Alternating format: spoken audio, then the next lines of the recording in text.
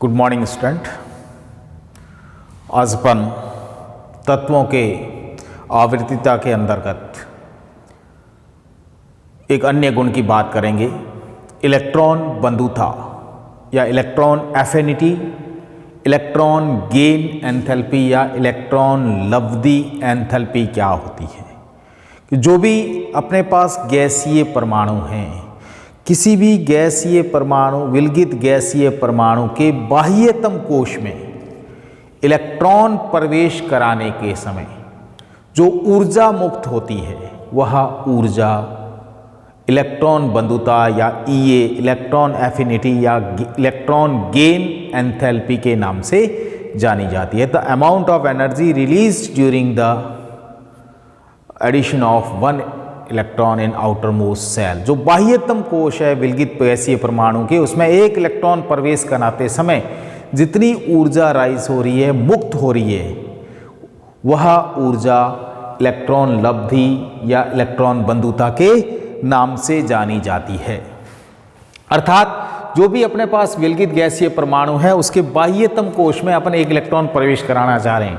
जैसे एक्स परमाणु है कोई गैसीय अवस्था में और उसमें एक इलेक्ट्रॉन अपन प्रवेश करा रहे हैं, तो एक इलेक्ट्रॉन प्रवेश कराने पर एक्स जो है वह ऋणायन में परिवर्तित होगा और इस समय ऊर्जा मुक्त होगी, वह ऊर्जा इलेक्ट्रॉन लब्धि या इलेक्ट्रॉन बंधुता के नाम से जानी जाएगी, इलेक्ट्रॉन लब्धि या बंधुता कहलाती है। अब ये जो ऊर्जा मुक्त होती है इसको अपन डेल्टा एच ई जी इलेक्ट्रॉन गेन एंथैल्पी के नाम से जानते हैं और इसका मान ऋणात्मक होता है।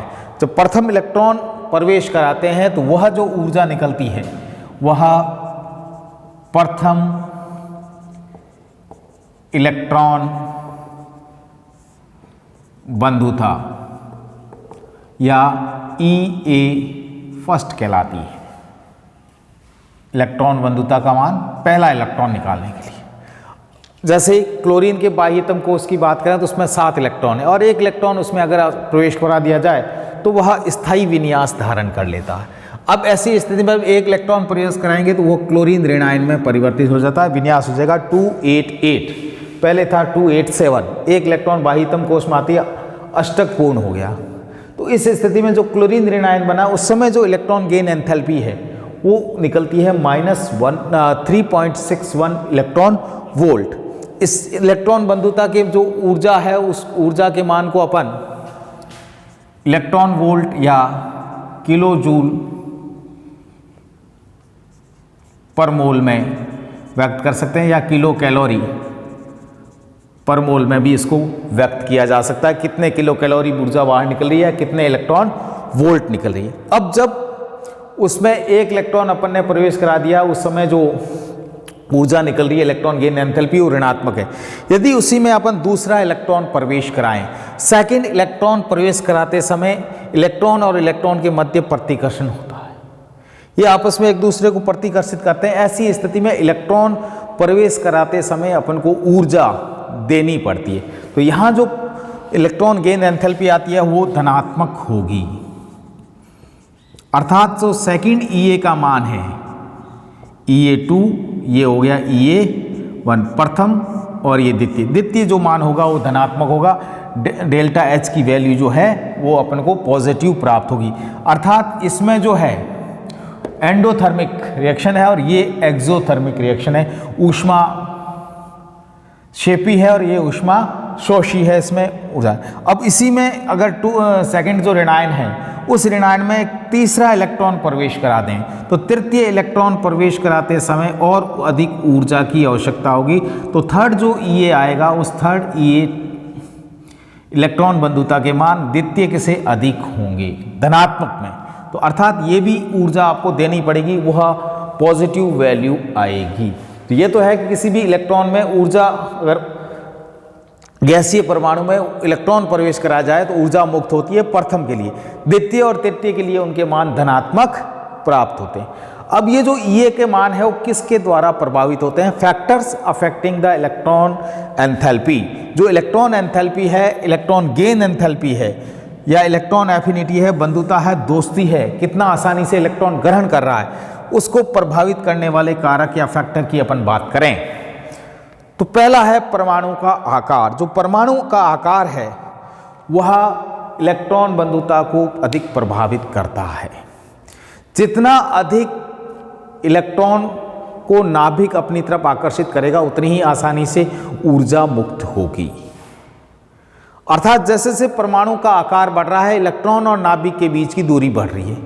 दूरी बढ़ने पर उसमें इलेक्ट्रॉन बंधुता के मान कम हो जाएंगे। अर्थात अपन सीधे तौर पे कहें कि Ea के मान जो है वो परमाणुीय आकार के एटॉमिक साइज के इन्वर्सली प्रोपोर्शनल है। आकार बढ़ने पर आकार में वृद्धि होने पर Ea का मान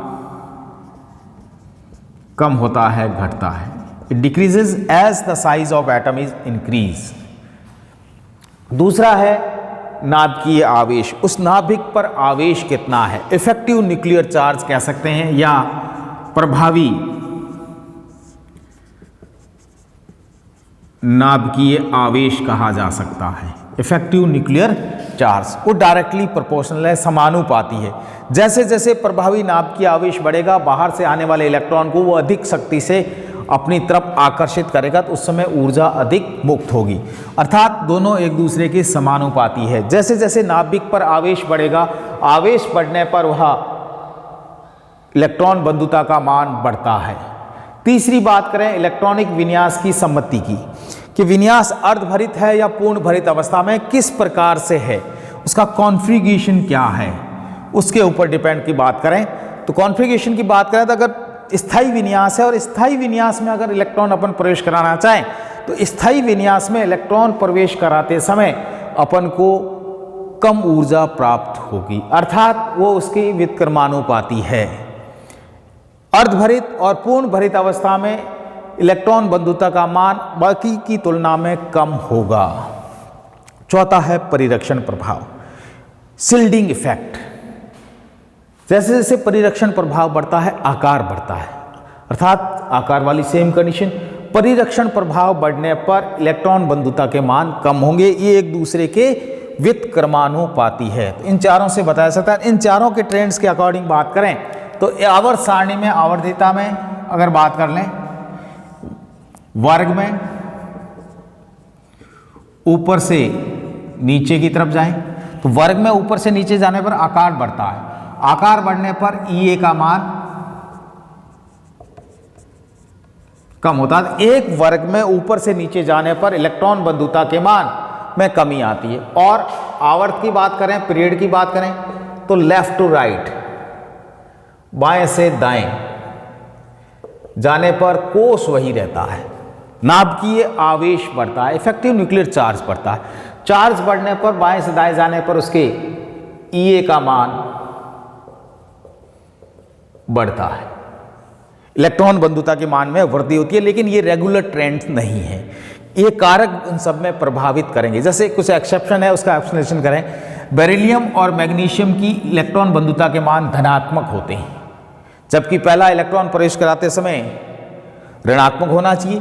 कारण है बेरिलियम के बाह्यतम कोश में s कक्षक पूर्ण रूप से भरा है, 1s2 2s2 4 इलेक्ट्रॉन है, s भरा है। अर्थात अपन को इलेक्ट्रॉन जब प्रवेश कराएंगे वो कहाँ जाएगा, 2p में, नए कक्षक में जा रहा है। नए कक्षक में जाने के लिए अपन को इलेक्ट्रॉन प्रवेश कराते समय ऊर्जा देनी पड़ेगी। ऐसी स्थिति में इसके मान धनात्मक होते हैं। सेम कंडीशन इसके लिए है, 3s2 उसके बाद 3p।